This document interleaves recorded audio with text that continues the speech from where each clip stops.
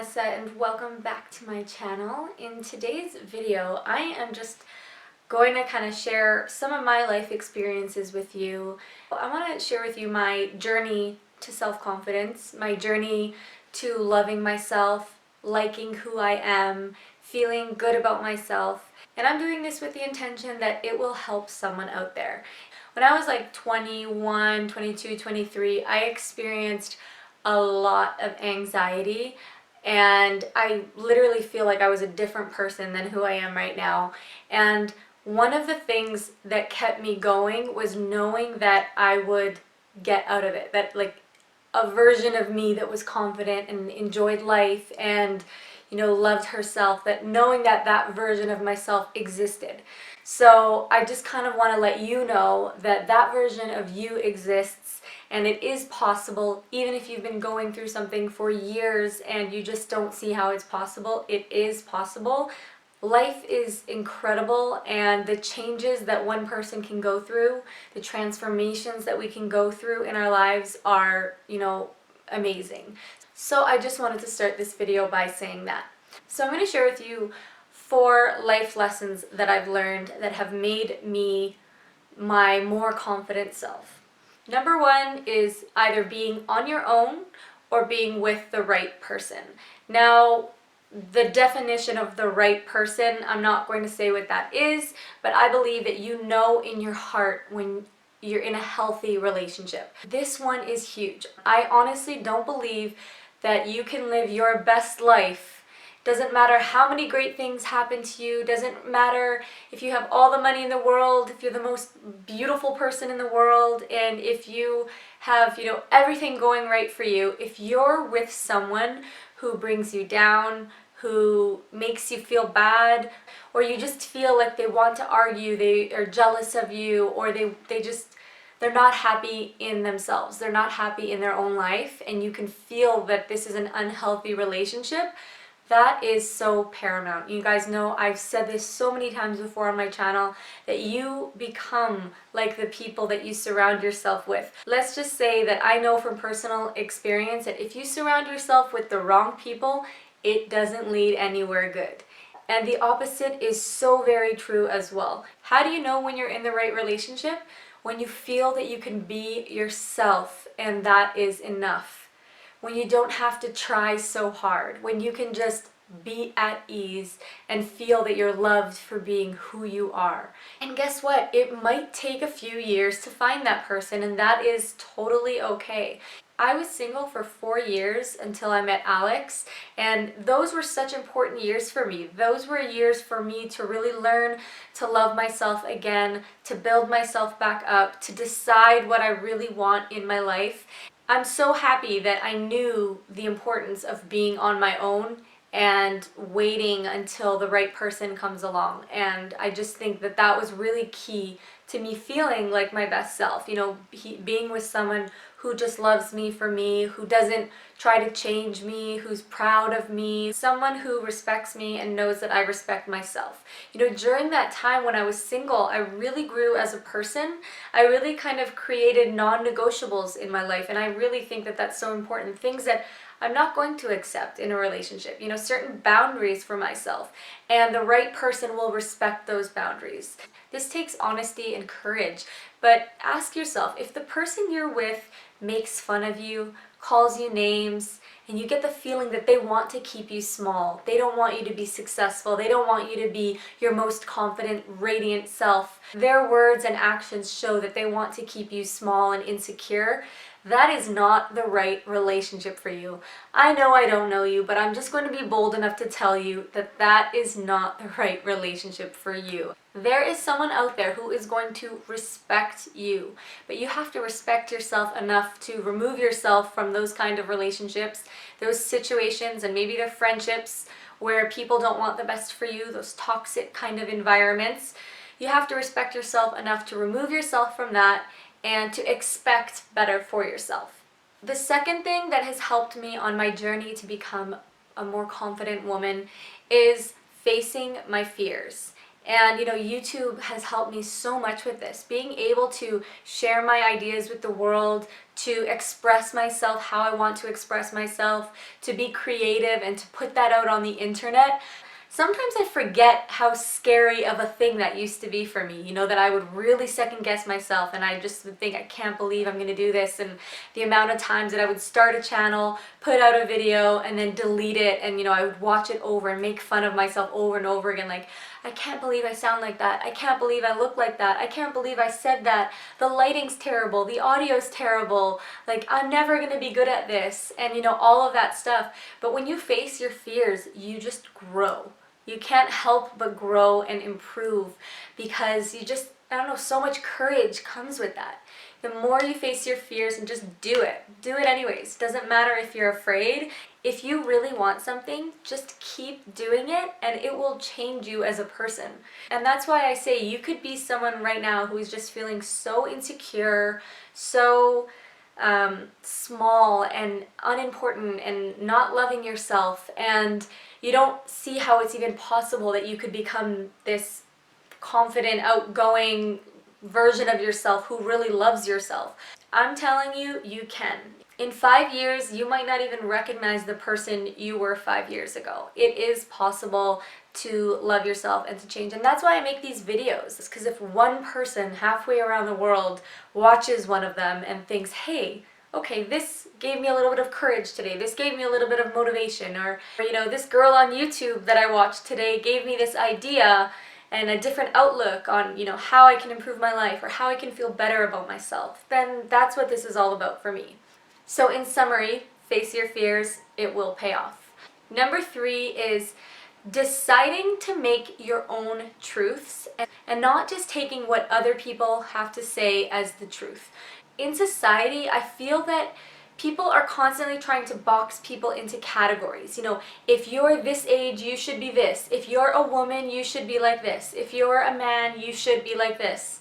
If you're this age, you should have this much money and this much education. Or if you dress like that, it means you're like this. And I just decided a long time ago that I would be a lot happier if I didn't let other people define me or didn't let other people tell me what I should be or how I should be like. Because that just makes you lose touch with yourself. One of the most helpful affirmations that you can use is, that is not true for me, or I create my own truth. Because you just don't need to hear other people's negativity and their beliefs about what you should be or what you should or shouldn't do. For example, if someone says, you're this age, you should be this successful, you should have this much money, or you should be married, or you should have this many kids, or you should do this, or you should do that. Live your own life. It will make you so much happier. If you feel that you have to fit into this category or you have to live up to what other people are doing in their lives, you'll never be happy with yourself because you'll just constantly be comparing yourself to other people. Living like that just leads you down a path of constant comparison, and you can never be your most confident self if you're constantly comparing yourself with others. Being confident is all about your relationship with you and yourself, how you feel about yourself. When you feel good about yourself, you can go out in the world and make a positive difference in everything. Your relationships improve, your finances improve, your job improves because you're happy about what you're doing, you're feeling good about yourself. So you have to start with your relationship with you and what you believe to be true about you. And this takes a lot of work. What you believe to be true is all that matters. So I just want to say that if other people want to push their statistics and their ideals on you, you do not need to accept that as true for yourself. For example, if you're seeing a specific body type in the media, 5'10", 125 pounds, blonde hair, and whatever it may be, and you constantly are hearing, this is beautiful, this is beautiful, this is beautiful, but you look nothing like that, and your body is completely different, and you're never going to look anything like that, and you genuinely in your heart of heart believe that that is the epitome of beauty, how are you ever going to look at yourself and feel that you are really beautiful if in your mind you're believing what other people are saying about beauty? You can't change the information that other people are pumping out, but you can change whether or not you accept that as true for you. If you decide that, hey, actually, I'm only 5'2", and I think that's beautiful too. I have hips, or I have this, or I have that, and this is my body. And learning to say that, like, actually, I'm going to accept that as beautiful. It's kind of like reclaiming your mind and not allowing the media and everyone else to have a say in what you believe about yourself. Because this is a really big factor on whether or not you're confident in your own skin, in who you are. Alright, I'm going to share with you a personal story, and I still can't believe this is true about me, but this will kind of show you how different my mindset was back then. Okay, so this is when I was 21 and I was traveling in Australia backpacking. I was not feeling very confident about myself. I was really feeling low self-esteem, major anxiety was starting. And I remember I was reading a beauty magazine and I came upon this article, and it said something along the lines of, you know, with women after the age of 20, your skin starts to decline and, you know, you lose your beautiful looks and this and that. And it was just like, so like, what is the point of this? Like, just trying to make people feel bad about themselves. So basically the gist of this article is how, like, your skin declines over time, and, you know, after 20, women need to use all of these different products because now they're aging and this, that, and the other. And it was basically supposed to make you feel like crap. And I just remember reading it and I was like, I think I was 21 turning 22, and in my mind, like, oh no, this is so old. I'm 31 and a half now today. It's my half birthday, and I'm feeling the most beautiful I ever have in my entire life. And when I say beautiful, I'm saying I'm feeling beautiful. Regardless of what I look like on the outside, I feel very beautiful.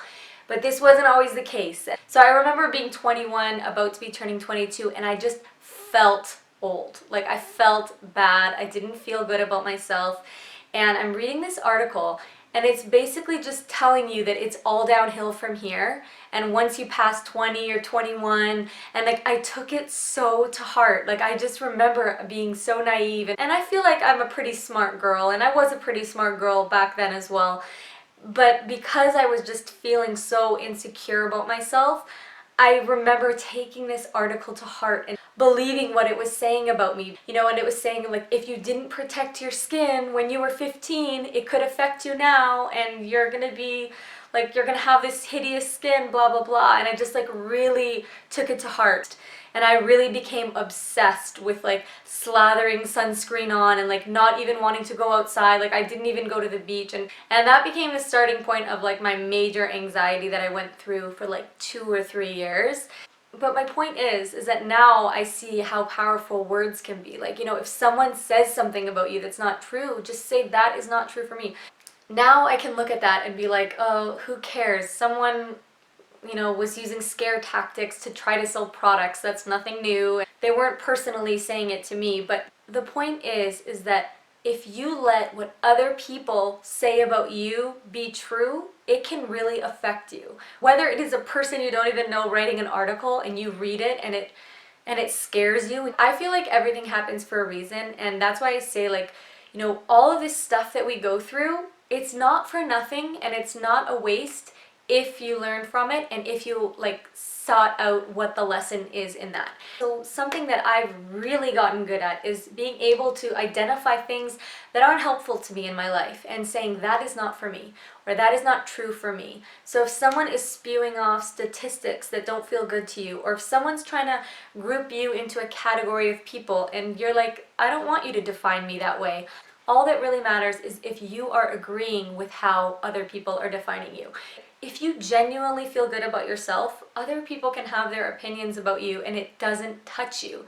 It's like you're in this bubble of feeling good because you genuinely like yourself. You are feeling secure in who you are. It doesn't mean that you need to hang around all those people or read those magazines or watch that news program.